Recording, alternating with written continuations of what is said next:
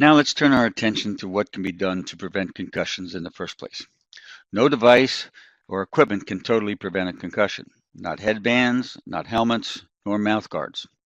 Some researchers are beginning to use sensors on helmets to look at the forces of hit in sports like football that may provide useful data for further research. And some companies are looking at ways to improve the helmets to absorb more of the force from a specific hit. For now, the best tools, however, for preventing concussions are mostly up to you, the coach. And when it comes to youth sport, the best way to prevent concussions is to always stay current with the rules and to play by the rules. These days, it is more important than ever to know the rules of your sport. Some rules have been changed recently to provide for safer play. Use the proper technique for your sport. The first thing that often comes to mind is tackling in football and heading in soccer. This course is not designed to teach sport-specific safety techniques, but you must be aware of the sport. It is also important to be sure that the required safety equipment is properly used and properly fitted to each athlete. And it's important to check the field of play regularly for potential hazards. One common modification of practices, particularly in contact sports, is to limit the amount of physical contact during a practice and focus on skill building and proper techniques.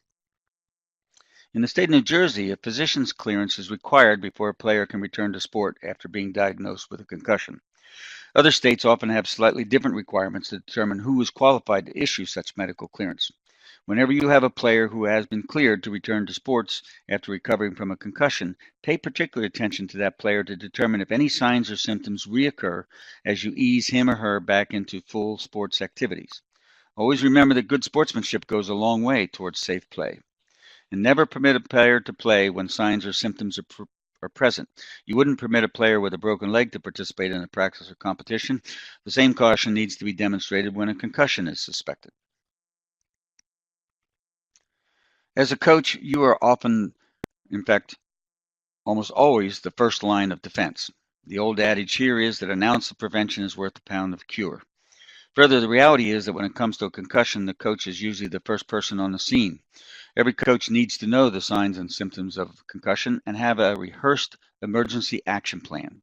Some of the primary elements of a rehearsed emergency action plan are who stays with the injured athlete while someone else is making a 911 call if necessary, who meets and guides the responding rescue squad at the entrance to the park or the facility. If you have multiple fields or multiple gymnasiums, that can often save seconds as the rescue squad attempts to come to assist you. Who supervised the non-injured athletes? You're as responsible for the non-injured athletes as you are for the injured individual. Who notifies the parents? How quickly can you reach them? Who has access to the athlete's medical history to provide that to the rescue squad? Without alarming children, we also need to teach them how to protect their brains from devastating injury. Coaches can minimize and preempt young children's fear by talking to them about concussions in terms that the children can understand and emphasizing that concussions are not contagious nor life-threatening and that athletes will get better if they ever have a concussion. Here are some of the signs of concussions. When an event occurs, you should observe the player as quickly as possible after the event. By event, we mean a collision between two players or a collision with the apparatus or with the ground, which might be the field, the court, or in the case of hockey, the ice. Did the player fall? Does he or she get up immediately and independently? Is the player alert? Are they conscious? Do they appear to be dizzy? Any observations made at the time of the event or immediately following the event may be important during a medical evaluation.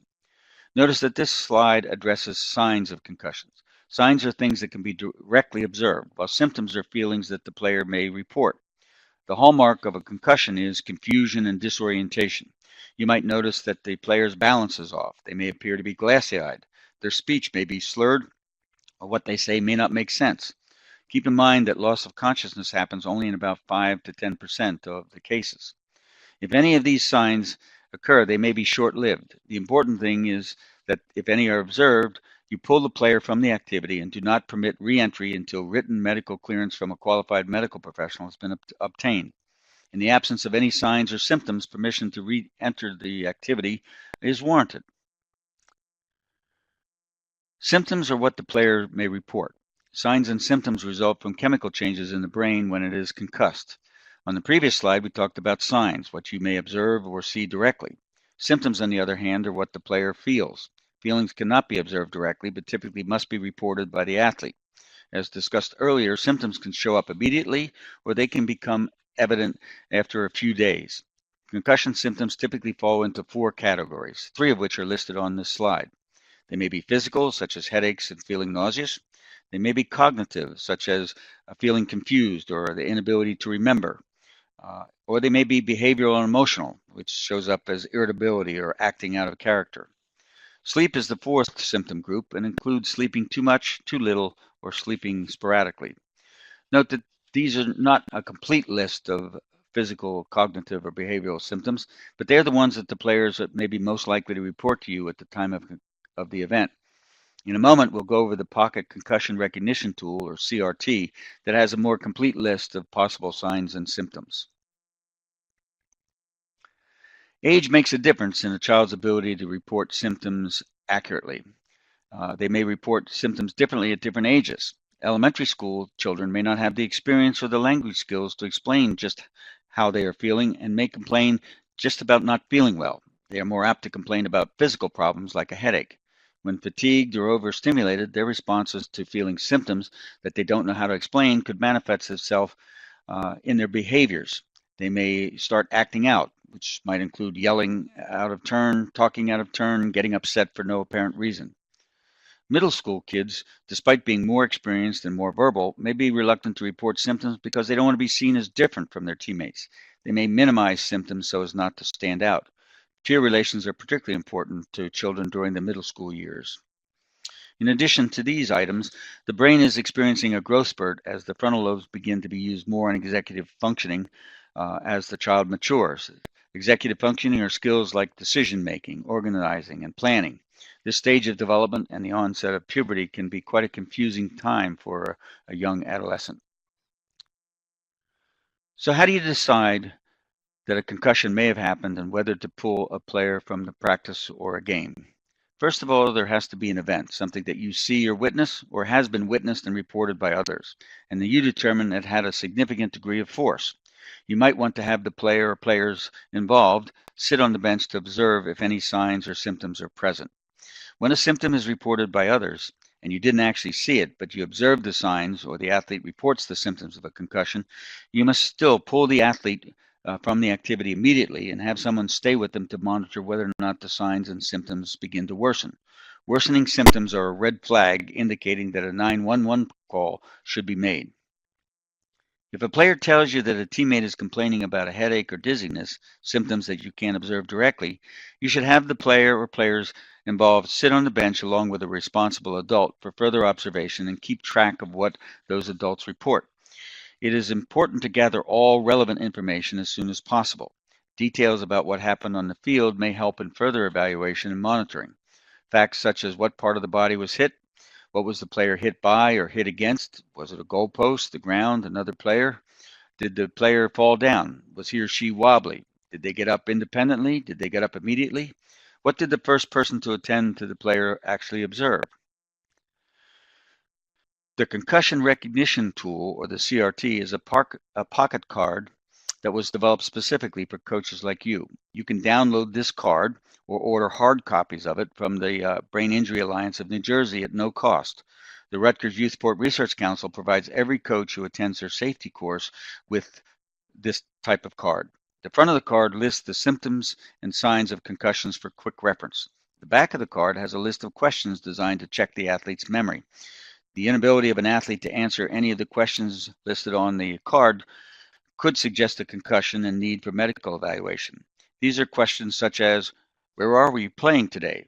Which half or what quarter is it? Who scored last in the game? Should the event happen at practice, ask similar questions. What drill were you doing? Who was with you? It's important that you know the answers to those questions so that you can determine whether the athlete has answered correctly before you ask them. So they're simple questions designed basically to see if they are aware of their surroundings and of things that would be involved with short-term memory. But how do you know whether you should call 911? This slide represents what we call red flags. You're going to call 911 if these red flags, which are listed on the backside of the CRT card, uh, are evident. Red flags indicate that immediate help is necessary. You may need to monitor the athlete for any red flags, whether they appear immediately at the time the event occurs or later when the player is on the sideline. Red flags include such signs as being unconscious, being unresponsive, vomiting, having a seizure. However, when other signs and symptoms worsen, for example, a headache that gets worse, fatigue that escalates, those are also red flags and both warrant calling 911 immediately. But you could also have a player who has taken an obviously hard hit, falls down, gets up immediately and independently, and seems to be fine. You may consider leaving him or her on the field to continue to play. This is exactly the point where your knowledge of concussions is put to the test. As the coach, your job is to pull a player if something happens and a concussion might be suspected. In this example, it's the force of the hit that causes you to look for signs and symptoms of a concussion. To be on the safe side, it's a good idea to bring the player to the sideline just to have the opportunity to wait and see if signs and symptoms become evident. Delayed symptoms are not uncommon with concussions, and if there are no signs or symptoms after your observation, then you can consider permitting the athlete to return to play. If any of the signs or symptoms do occur, you are then obligated to keep the player from the activity and not permit re-entry until written medical clearance is obtained from a qualified medical professional. At this time, you need someone to stay with the player to monitor signs and symptoms in case they worsen. For example, if your player is drowsy and seems to become more and more drowsy, if the headaches escalate and become intolerable, their speech becomes slurred, or if any of the other things on the red flag list happen, then it's time to seek professional medical help. So here's a flow chart that you can download that helps you to make these types of sequential important decisions. If there's an event that may have caused a concussion, the first assessment you must often make is whether or not the athlete should be immobilized on the field or in the arena. If you see any red flags, such as the player's unconscious, unresponsive, vomiting, or having a seizure, you need to call for medical assistance immediately. If you do not see any of the signs of a concussion, you might pull the player to the sideline and check on him or her using the CRT guidelines every few minutes. If you see any signs of concussion or if the athlete reports any symptoms such as feeling dizzy or nauseous, continue to keep the player from the activity and inform the parents before the player leaves the field or arena. Have a responsible adult sit with the player to keep monitoring for signs or symptoms that might be worsening. If there are no signs or symptoms, you have the option of permitting the player to return to the practice or competition. But if you're at all suspicious because of the way the player is behaving or how they look, you might have to keep them on the sideline longer just to be certain. The main points to be made in deciding whether or not you're suspicious that a concussion may have occurred is that there has to have been an event, signs observed, and symptoms reported. If you have none of these, then you have no reason to be suspicious. If, on the other hand, after you've sent the player to the sideline, you see them moving slowly or they seem wobbly or their movements are out of character for that player, then you have observed the signs of concussion. They could be wobbly or moving slowly because their balance or vision is off. Use the CRT card to check the list of signs and symptoms. Ask questions such as those on the card to determine the athlete's awareness of where he or she is. Ask what you know as a coach and what the athlete should know. For example, what time did practice start today? When's our next game? Did your parents bring you to practice? How are you getting home from practice? What you're looking for here is a sign that the player's functioning is deteriorating.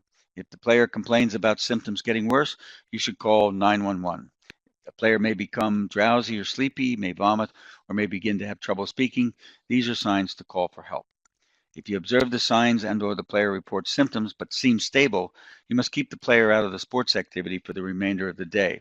The player cannot resume practice or competition until cleared by a physician, meaning that either the player saw a doctor, the doctor determined that there was no concussion and clears the player for return to sports, or the doctor diagnoses a concussion and the player will be kept out of the sports activity until they're fully recovered. In such a case, the player will need the doctor's written medical clearance before they're able to return to practice or competition. This completes part 3.